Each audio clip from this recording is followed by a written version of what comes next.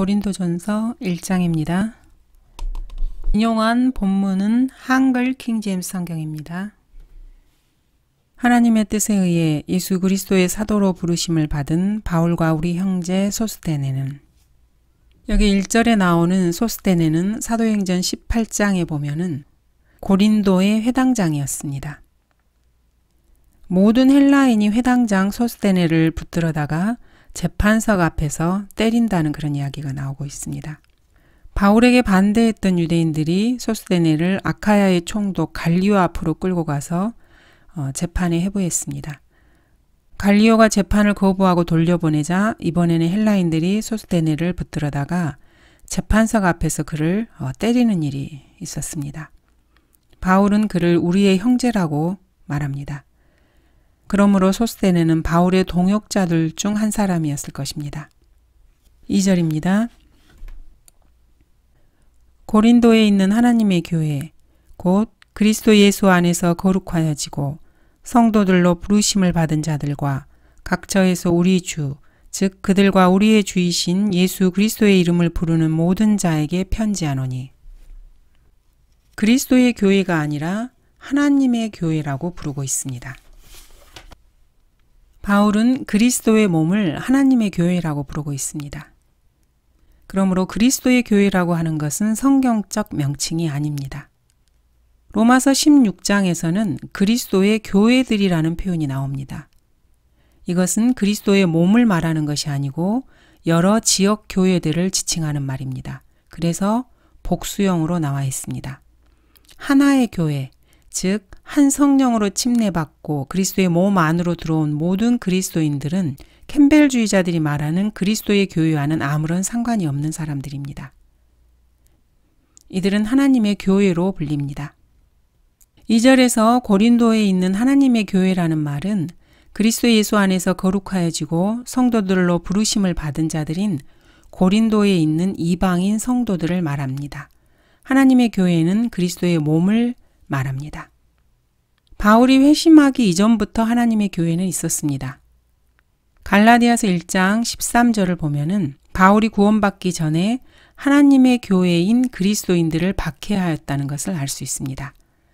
너희는 내가 유대교회에 있었을 때 내 행실을 들었거니와 나는 하나님의 교회를 몹시 박해하였으며 황폐시켰고, 하나님의 교회는 그리스도 안으로 들어온 한 몸을 말합니다.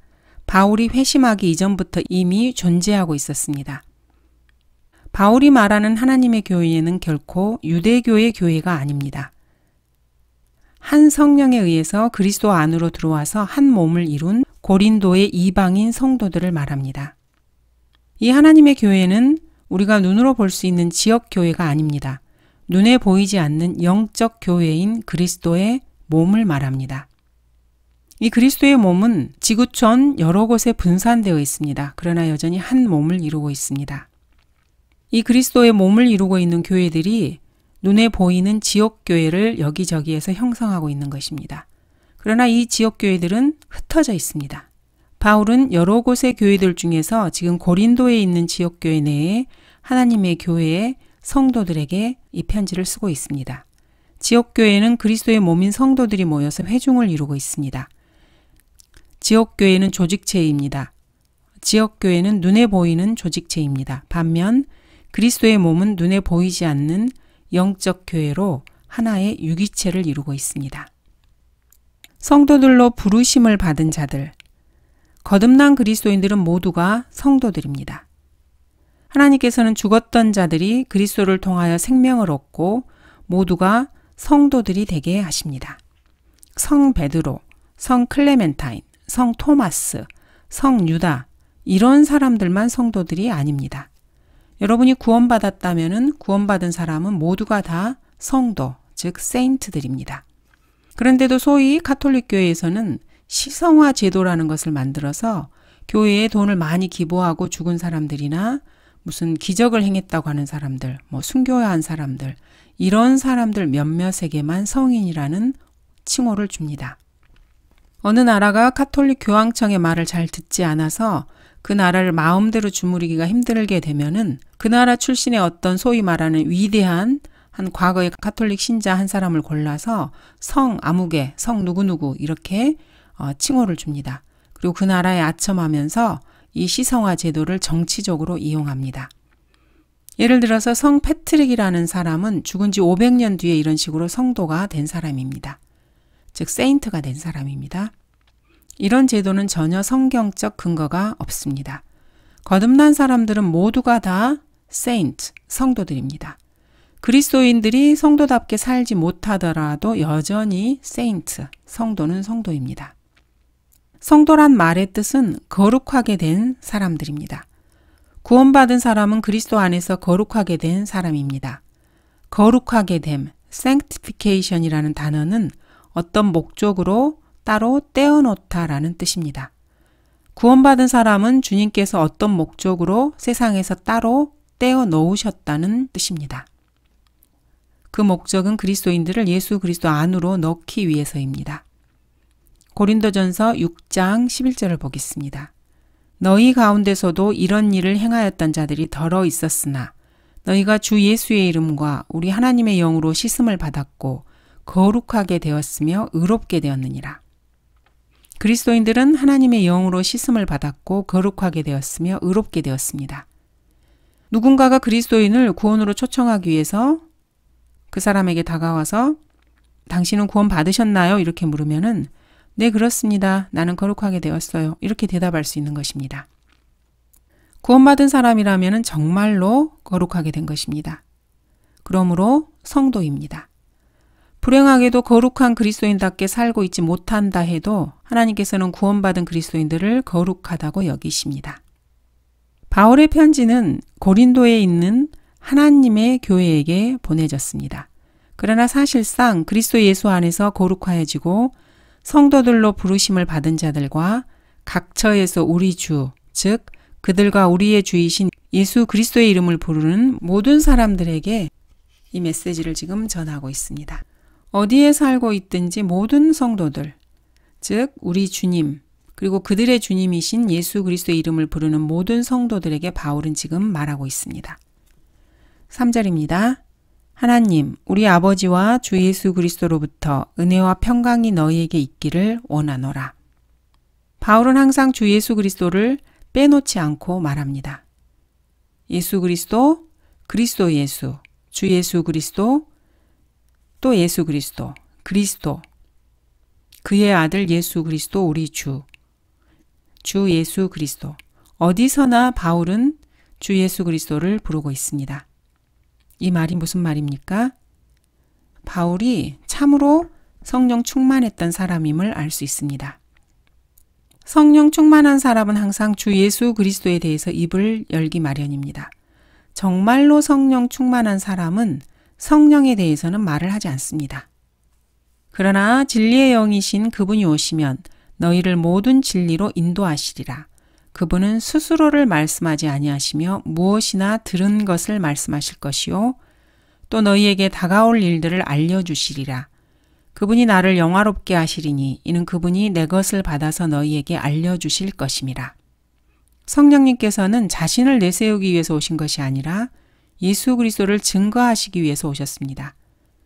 예수님을 영화롭게 하기 위해서 오신 것입니다.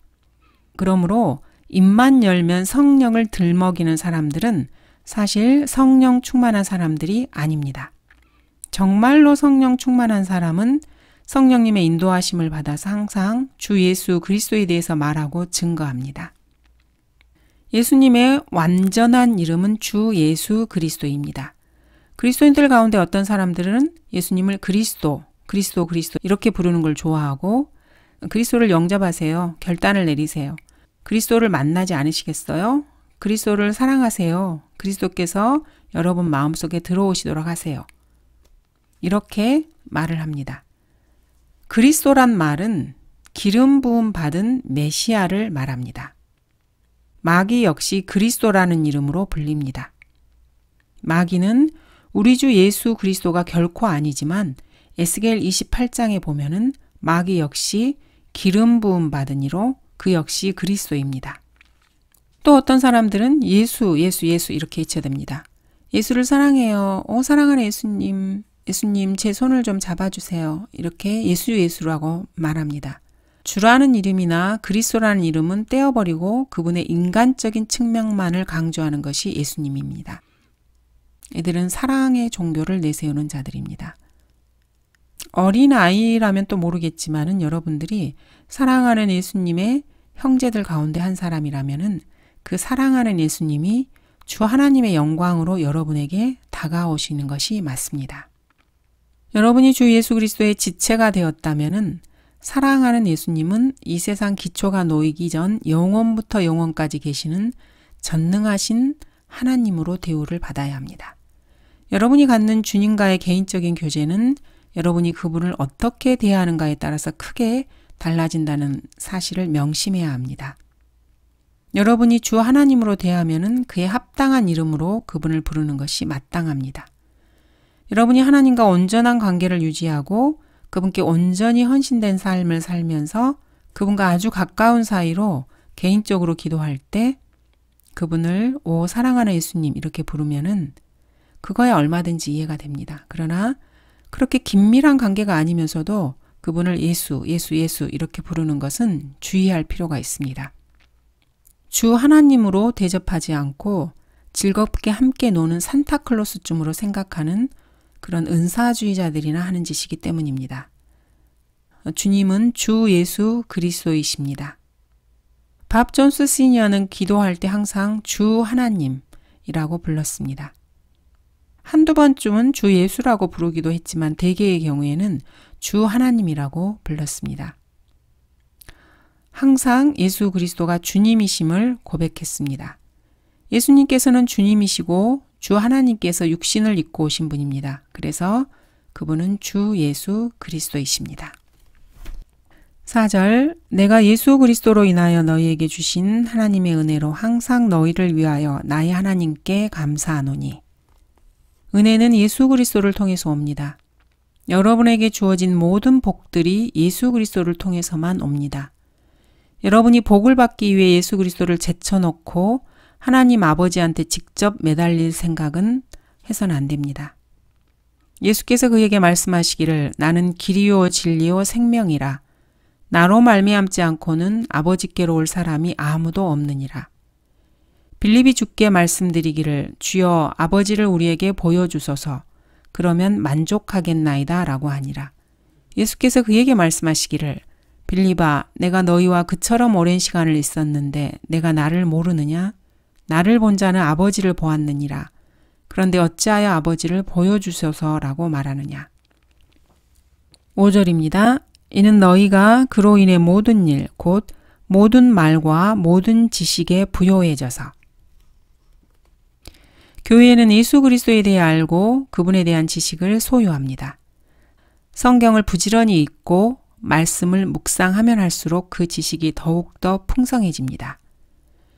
제 아무리 하나님의 일을 위하여 헌신적으로 일한다 해도 성경을 읽는데 많은 시간을 보내지 않으면 그런 사람은 그분에 대한 지식을 얻지 못하고 그분에 대해서 알지 못합니다. 여러분은 하나님께서 어떤 분이신지 정말로 알기 원하십니까? 그렇다면 성경을 읽으시기 바랍니다. 6절 그리스도의 증거가 너희 안에서 확고하게 되어 교회는 말씀을 통해서 그리스도 예수님에 대한 지식을 얻어야 합니다. 그러면 그분에 대한 증거가 굳건하게 됩니다. 예수 그리스도에 대한 증거도 확보하지 못한 채 섣불리 복음을 전파하고 예수 그리스도를 증거하겠다고 나서서는 안 됩니다. 그분에 대한 증거를 여러분 안에 먼저 확고하게 자리 잡게 하려면은 성경을 읽어야 합니다. 7절입니다. 너희가 아무 은사에도 부족함이 없이 우리 주 예수 그리스도의 오심을 기다림이라. 고린도 교회에는 특히 은사가 넘쳐났습니다. 그래서 바울은 성령의 은사들에 대해서 3장에 걸쳐서 말을 하고 있습니다. 바울은 고린도 교회 회원들이 은사들을 받을 수 없다거나 받은 은사들이 잘못된 것이라고 말하는 것이 아닙니다. 바울은 받은 은사들을 잘못 사용하거나 은사에 대해서 잘못 오해하고 있는 것에 대해서 말하고 있습니다. 그리고 그것을 바로잡고 있습니다. 예수 그리스도에 대한 증거가 여러분 안에 확고하게 자리 잡고 하나님께서 성령을 통해 주신 은사들을 활용하게 되면은 그분의 재림을 기다리는 삶, 이것이 그리스도인들의 삶이 됩니다. 주 예수 그리스도의 오심, 이것은 참으로 위대한 약속입니다. 8절입니다. 또한 그분께서 너희를 끝까지 확고하게 지키시어 우리 주 예수 그리스도의 날에 책망할 것이 없게 하시리라. 마태복음 24장에서는 그러나 끝까지 견디는 자는 구원을 받으리라고 말씀하십니다. 어떤 사람들은 이 말씀 때문에 전전긍긍하기도 합니다. 그러나 나는 끝까지에 대해서 조금 더 걱정하지 않습니다.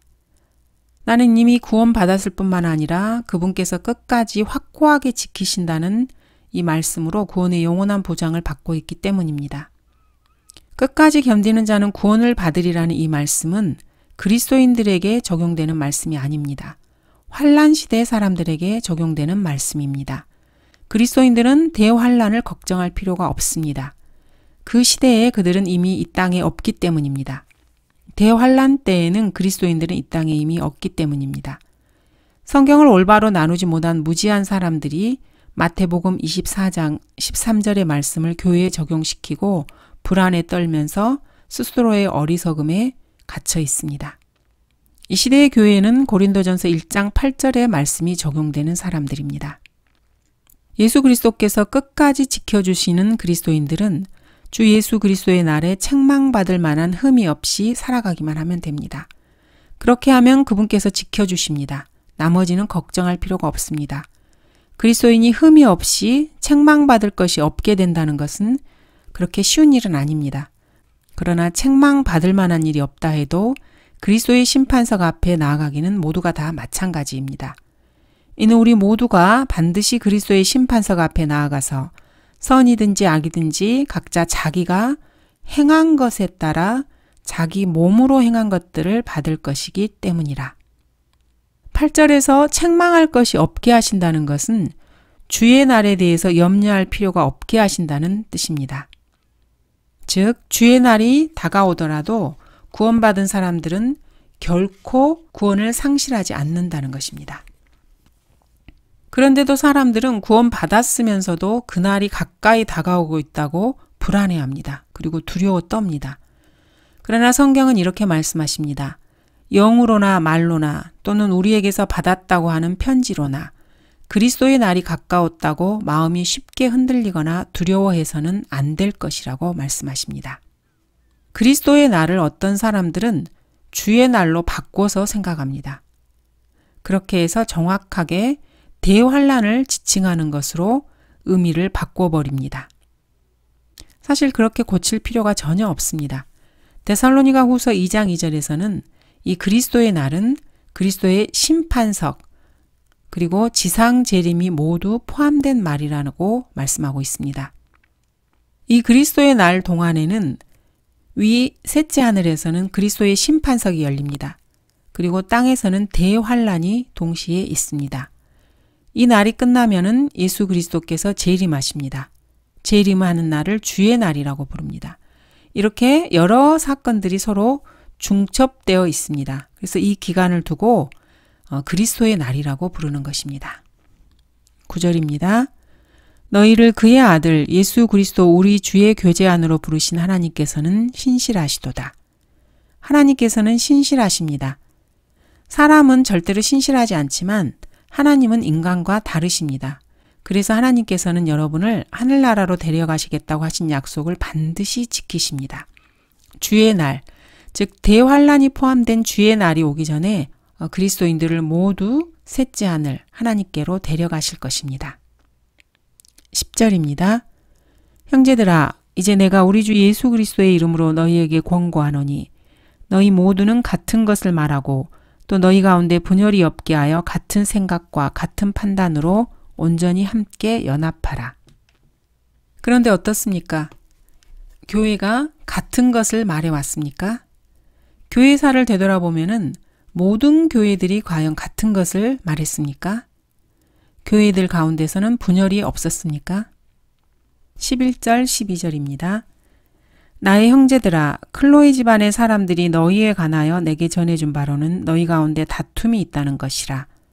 이제 내가 이것을 말함은 너희 각자가 말하기를 나는 바울에게, 나는 아폴로에게, 나는 게바에게, 나는 그리스도께 속한다 라고 함이라. 다툼과 분열이 없는 교회라면 정말로 대단한 교회일 것입니다. 그러나 불행하게도 성도들은 틈만 나면은 분열을 일으킵니다. 젖먹이 교회였던 고린도 교회야 말해서 무엇하겠습니까? 고린도 교회에서는 어떤 자들은 나는 바울에게 속한다고 말합니다. 스템이나 베이커, 오헤어, 벌린과 같은 극단적 세대주의자들이 바로 이런 부류에 속합니다. 또 어떤 자들은 나는 아폴로에게 속한다라고 말합니다. 정통주의 유대교인들이 바로 그런 사람들입니다. 또 어떤 사람들은 나는 게바에게 속한다고 말합니다. 시몬 베드로를 추종하는 로마 카톨릭이 바로 그런 사람들입니다. 캠벨주의자들은 나는 그리스도께 속한다고 말합니다. 참으로 가관입니다. 이처럼 갈기갈기 분열되어 있습니다. 러크만 목사님의 주석서들을 교리로 받아들이고 성경을 러크만 목사님의 설명으로 공부하는 사람들을 빈정대듯이 그런 사람들을 러크만파라고 손가락질합니다. 그러나 러크만 목사님의 주석서로 공부하는 사람들을 굳이 꼭 구별을 해서 부르고 싶다면은 성경대로 믿는 사람들입니다. 러크만 목사님의 신학원에서 공부하는 학생들이 성경대로 믿는 사람이라고 말을 하면은 그 말을 들은 사람들은 러크만에게 배웠군 이렇게 말을 합니다. 그러면은 그런 사람에게 성경을 믿으시나요? 이렇게 물어보면은 그럼요 이렇게 대답을 해요. 어떤 성경을 믿으세요? 이렇게 다시 물어보면은 킹제임스 성경을 다 믿어요 이렇게 말을 합니다. 그럴 때 그들에게 누가 당신에게 그렇게 가르쳤어요? 이렇게 한번 물어보세요. 그러면은 그 사람들은 아무 말도 하지 못합니다. 그들에게 그렇게 가르친 자가 마귀라는 사실이 뻔하기 때문입니다. 그들은 자신들이 마귀에게 속한 자들이란 사실을 깨닫지 못하거나 그 사실을 숨기려고 애를 씁니다. 러크만 목사님의 말에 귀를 기울인 사람들은 킹제임스 성경을 다 믿습니다. 러크만 목사님의 말에 귀를 기울이지 않는 사람들은 킹제임스 성경을 전혀 믿지 않습니다. 어쨌든 간에 교회들은 이렇게 분열하고 쪼개지고 나누어지고 세포 분열을 하는 아메바처럼 분열을 멈출 줄 모릅니다. 이렇게 분열하고 또 이렇게 분열하는 것을 선교 활동이 확산되는 것이라고 생각하는 모양입니다. 이런 식의 선교 활동이 얼마나 활발하든지 카톨릭 교회가 발 디딜 틈도 없을 정도입니다. 나는 바울에게, 나는 게바에게. 사실 이런 것은 아무것도 아닙니다. 심지어 나는 그리스도에게 라고 들고 나오는 이런 허무맹랑한 자들도 있으니까요. 러크만 목사님께서 사시는 도시에서만도 6번이나 찢겨진 교회가 있습니다. 그리고 브렌트 침례교회 같은 곳은 12번이나 찢겨져서 12개나 되는 교회로 분열되었습니다. 브렌트 침례교회는 러크만 목사님께서 다니셨던 교회입니다. 교회 회원수가 한 600명쯤 되면은 어느 날 교회가 폭발을 하고 맙니다. 그리고 회원수가 한 400명쯤 되면은 벌써 좌익이 생기고 우익이 생깁니다. 그리고 중간파가 생겨서 폭발을 일으킵니다. 인구가 8만 명밖에 안 되는 그 소도시에서도 35개의 남침례 교회가 있고 15개의 독립 침례 교회가 있습니다. 거기에 또 침례 교리를 가르치는 10개의 무소속 교회들이 있습니다. 그러니까 이렇게 조그만 동네에 침례 교리를 가르치는 교회만도 60개가 된다는 것입니다.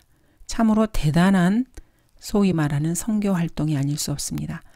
그러나 성경은 형제들아 내가 너희에게 공고하노니 너희가 배운 교리에 역행하여 분열을 일으키고 공박하는 자들을 주의하고 그들에게서 떠나라 이렇게 말씀하십니다. 어떻게 보면 바울 자신도 분열을 조장하고 있는 셈입니다. 그는 교리에 역행하고 교리를 공박하는 자들을 그런 자들을 주의하고 그들에게서 떠나라고 말하고 있습니다. 성경은 또한 이어서 그러한 자들은 우리 주 예수 그리스도를 섬기는 것이 아니라 자기들의 배를 섬기는 것이니 정중한 말과 그럴듯한 언변으로 순진한 사람들의 마음을 미혹하느니라고 통렬하게 비난하고 있습니다. 여러분이 만약에 그런 교회에 있다면은 여러분은 그런 자들에게서 당장 떠나야 합니다. 그 분열의 책임은 여러분에게 있는 것이 아니라 그들에게 있습니다. 그래서 바울은 그런 자들을 두고 교리에 역행하여 분열을 일으키고 라고 말합니다. 사실 이것은 지옥교회의 분열도 아닙니다. 주 예수 그리스도를 섬기지 않고 자기들의 배를 섬기는 집단은 처음부터 교회가 아니기 때문입니다. 교회가 분열을 일으키는 예는 이렇습니다. 어떤 문제를 놓고 마음에 확신이 없는 사람들과 확실하게 마음에 확신이 있는 사람들, 즉 하나님의 일을 하는 사람들 사이에서 미세한 틈이 먼저 벌어지게 됩니다. 어떤 문제를 놓고 서로 의견이 갈릴 때 상대방과 교제를 끊어야 할 기회를 찾는 사람들과 그들을 좋아하지 않기 때문에 당장 그들과 교제를 끊는 사람들 사이에도 미세한 틈이 벌어지게 됩니다. 하나님을 섬기는 사람들 사이에서 이렇게 일어나는 대부분의 문제는 어떤 형제가 자기에게 뭔가 잘못한 점을 지적하고 바로잡도록 공고하는 것을 아주 질색으로 여기기 때문에 생기는 것이 보통입니다. 그리스도인들 사이에 흔히 있는 어떤 문제를 놓고 야기되는 것이 아니라 사실은 각자가 육신적인 마음가짐에서 비롯된 것입니다. 어떤 사람들은 자신이 뭔가를 해놓고 자신이 바라던 만큼 다른 사람들에게 인정을 못 받는다고 생각하면은 서운해하고 불평해하고, 또 어떤 사람들은 사람들이 자신에게 당연히 표해야 할 감사를 제대로 표하지 않는다고 불평을 하기도 합니다. 러크만 목사님께서는 이 책을 쓰시기 전 12년간 목회를 해왔기 때문에, 이때는 1976년 당시입니다. 러크만 목사님께서는 수십 년간 목회를 해오면서 그리스도인들의 심성을 훤히 꿰뚫어 알게 되었습니다. 인정받기를 좋아하는 사람들이 제대로 인정받지 못했다고 느낄 때 이 사람들은 뜻을 같이 하는 두세 가정끼리 한데 뭉쳐서 목사에게 먼저 대항을 합니다. 러크만 목사님 역시 그런 쓰디쓴 경험을 하셨습니다. 한 번은 몇몇 집사들이 불만을 품고 러크만 목사님을 법정으로 끌고 간 적도 있었습니다. 심지어는 집사회의 몇몇 집사들이 다른 집사들을 고소하고 소송을 제기한 사례도 있었습니다. 그 결과 17가정이 한꺼번에 교회를 떠나버렸습니다. 그들이 교회를 떠난 이유는 자신들이 교회 돈을 마음대로 할 수 없었기 때문입니다. 그들은 그래서 아무도 모르게 교회 돈 수천 달러가 들어있는 은행 계좌를 갖고 있는 지체를 발견하고 그것을 문제 삼았습니다. 그들은 오히려 러크만 목사님더러 교회를 떠나라고 요구를 했습니다. 러크만 목사님께서 그 요구에 응하지 않고 완강히 버티자 그 사람들이 교회를 떠났습니다. 그 결과 교회가 분열된 것이죠. 어떤 교회는 8년 동안에 5명의 목사를 갈아치운 경우도 있습니다. 그 와중에 교회가 계속해서 분열되는 것입니다. 러크만 목사님께서는 그런 자들을 완강하게 물리치셨습니다. 교회에 문제가 생기면은 교회 회중들 가운데서는 3가지 부류의 사람들로 나뉘는 것이 보통입니다. 회중의 3분의 1은 어떤 문제가 생기든지 간에 무조건 목사가 옳다고 믿습니다. 서로 목사에게 잘못이 있다 해도 사람이니까 실수도 할 수 있고, 무엇보다 하나님께서 부르심을 받은 사람이니까 하나님을 섬기는 사람으로 여기고 하나님께서 알아서 처리할 것으로 믿고 목사를 지지합니다. 반면 다른 3분의 1은 문제가 뭐든지 간에 무조건 목사가 잘못했다고 생각합니다. 그리고 또 3분의 1은 나이가 많거나 반대로 너무 어려서 잘한 일이건 잘못한 일이건 그런 것에 전혀 신경을 쓰지 않는 사람들입니다. 또 교회가 분열을 할 때는 언제나 3가지 방식으로 분열을 합니다. 그중 한 가지가 목사가 교회를 떠나는 경우입니다. 이때 회중의 3분의 1이 그를 따라 나가고 3분의 1은 그대로 남습니다. 반면에 나머지 3분의 1은 뿔뿔이 흩어져 버립니다. 떠나지 않고 버티면은 회중의 3분의 1은 그와 함께 교회를 지키고 3분의 1은 교회를 떠나 다른 교회를 만듭니다. 아니면은 다른 교회로 가버리든지 합니다. 나머지 3분의 1은 이러지도 저러지도 못하다가 제각각 슬금슬금 빠져나가 버립니다. 회중들은 믿음의 수준이 제각각 다른 사람들이 모여있기 마련입니다. 그 가운데는 성숙한 사람도 있어서 교회가 어려울 때일수록 교회를 위해서 헌신적으로 일하는 사람들이 있습니다. 반면에 부끄러운 일이지만은 그와는 반대로 다른 형제들을 험담하고 분열만을 조장하며 다니는 사람들도 있습니다. 펜사콜라 시만 해도 그런 식으로 분열되어서 새로 생겨난 교회들이 한둘이 아니라고 합니다. 어떤 데에서는 친교 침례교회라고 하고 또 몇 블록 안 된 곳에서는 새 친교 침례교회라는 이름을 세워서 하기도 합니다. 또 몇 마일 떨어지지 않은 곳에서는 프로비던스 침례교회라고 하고 그 옆에서는 또 신프로비던스 침례교회라고 합니다. 교회의 분열은 언제나 이런 식으로 진행됩니다. 그런 교회에 하나님의 섭리가 있겠습니까? 분열을 일으키고 떠난 사람들이 젊은 목사 한 사람을 모셔다 놓고 새로운 교회를 세운 뒤에 하나님이 형제에게 복을 내려주세요. 우리에게 이 젊은 사역자를 보내주셔서 감사합니다. 무거운 짐진 그에게 비전을 주시고 길을 잃고 방황하는 우리 회중에게 빛을 주세요. 이렇게 기도하는 꼴을 한번 상상해 보십시오. 웃음이 나올 수밖에 없습니다. 자신들이 길 잃고 방황하는 무리인 줄을 알기는 아는 모양입니다. 10절 형제들아 이제 우리 주 예수 그리스도의 이름으로 너희에게 공고하노니 너희 모두는 같은 것을 말하고 또 너희 가운데 분열이 없게 하여 같은 생각과 같은 판단으로 온전히 함께 연합하라. 너희 가운데 분열이 없게 하여 함께 연합하라고 말씀하십니다. 누군가가 이런 말을 했습니다. 존 라이스, 밥 존 시니어, 찰리 풀러, M.R. 디안, 앱스 메이즈 잭슨, 해리 사이거, 빌리 그람, 로버트슨 같은 훌륭한 분들을 한 방에 모셔다 놓고 문을 꼭 잠가 놓고 조금만 기다려 보세요. 15분도 안 돼서 방 안에 유혈이 낭자해지고 문틈 밑으로 피가 흥건히 흘러나올 겁니다. 이 말은 러크만 목사님께서 누군가에게 한 말입니다. 이 말을 듣던 친구가 아무려면 그렇게 하겠어? 이렇게 훌륭한 그리스도인들이 이렇게 말을 하면서 러크만 목사님의 말에 좀처럼 수긍하려 들지 않았습니다. 그래서 이렇게 말씀하셨죠. 자네는 그리스도인들에 대해서 나만큼 잘 알지 못하네. 하나님의 사람들은 어찌나 신념이 강하고 자기 주장들이 센지 다른 사람들과 사이좋게 지내기가 참으로 어렵습니다. 그리스도가 나뉘시겠느냐?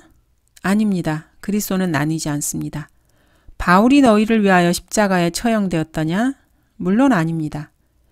아니면 너희가 바울의 이름으로 침례를 받았더냐? 천만의 말씀입니다.